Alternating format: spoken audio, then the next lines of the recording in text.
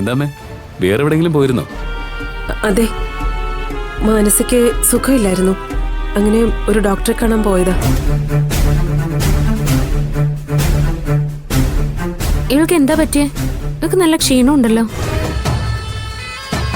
സാധാരണ സ്ത്രീകൾക്ക് വരാറുള്ളത് തന്നെയാ, പേടിക്കാനൊന്നുമില്ല. എന്നാ പിന്നെ ഞങ്ങൾ വിളിച്ചപ്പോ അമ്മയ്ക്ക് പറഞ്ഞാ പോരായിരുന്നോ? ഞങ്ങളും കൂടി വരുമായിരുന്നല്ലോ. അങ്ങനെയുള്ള കുഴപ്പമൊന്നുമില്ലടാ, റെസ്റ്റ് എടുത്താ മാറിക്കോളും. ഏത് ഡോക്ടറെയാ കാണിച്ചത്?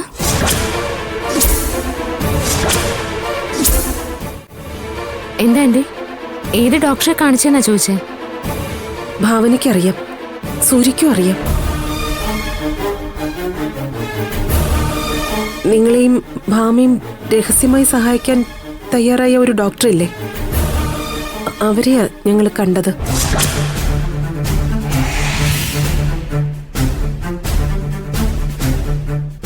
മാനസ എന്തിനാ ആ ഡോക്ടറെ കാണിച്ചത്?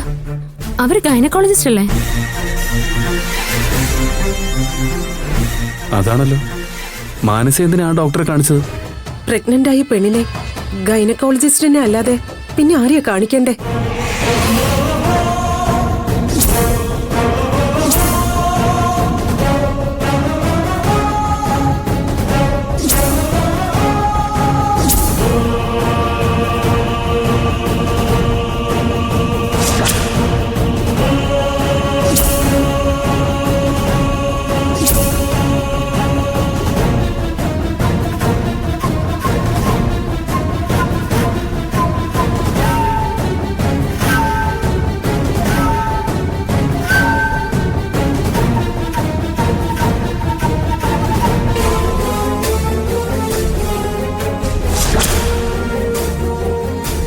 എന്താ പറയുന്നേ? ആരാ ആരാ മാനസയാണോ പ്രഗ്നന്റ്? അതെ ഭാവന.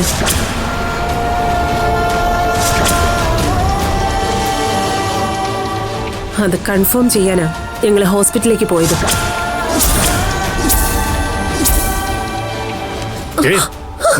നീ എന്തൊക്കെയാ പറയുന്നേ? ഇതെങ്ങനെയാ സംഭവിച്ചേ? നീ വെറുതെ ഭ്രാന്ത് പറയാണോ? ഞാൻ പറഞ്ഞത് സത്യദേവേട്ട, മാനസ ഇപ്പൊ ഗർഭിണിയാ.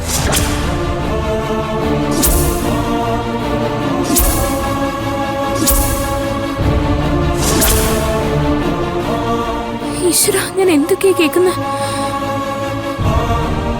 മാനസ, നീ തന്നെയാണോ ഇത്? എന്തിനാ നീ? ആരാ നിന്നെ?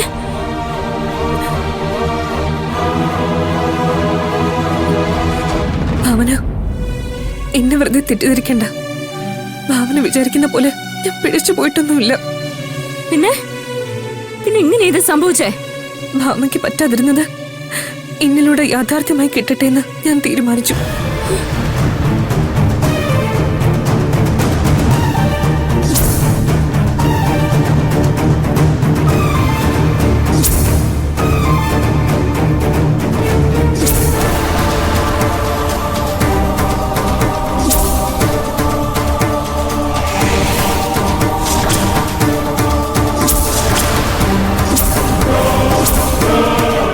അതെ ഭാവന, സൂര്യയുടെയും ഭാവനയുടെയും കുഞ്ഞിന് ജന്മം നൽകാൻ പൂർണ്ണ മനസ്സോടെ ഞാൻ തയ്യാറായി.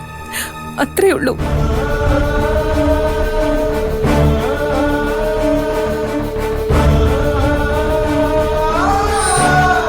സൂര്യ,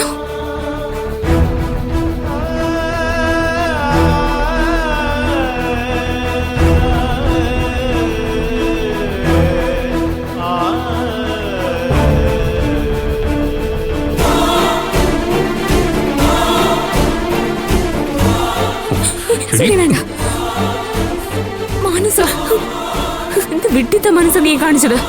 ഇങ്ങനെ ചെയ്യാനുള്ള അനുവാദം നിനക്ക് ആരാ തന്നത്? പറയാൻ ആരാ?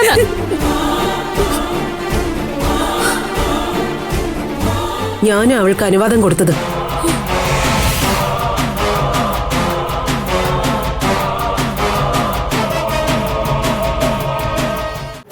അമ്മേ, അമ്മയ്ക്ക് എന്താ സ്വഭാവം നഷ്ടപ്പെട്ടോ?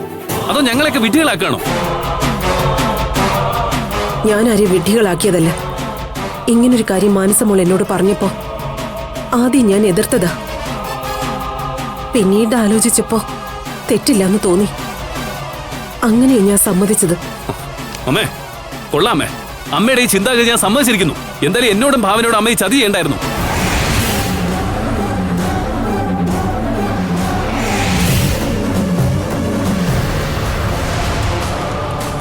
ഞങ്ങളുടെ അനുവാദം ഇല്ലാതെ ഞങ്ങളുടെ കുഞ്ഞിന് ജന്മം നൽകാൻ മാനസയെ അമ്മ കരുവാക്കാൻ പാടില്ലായിരുന്നു.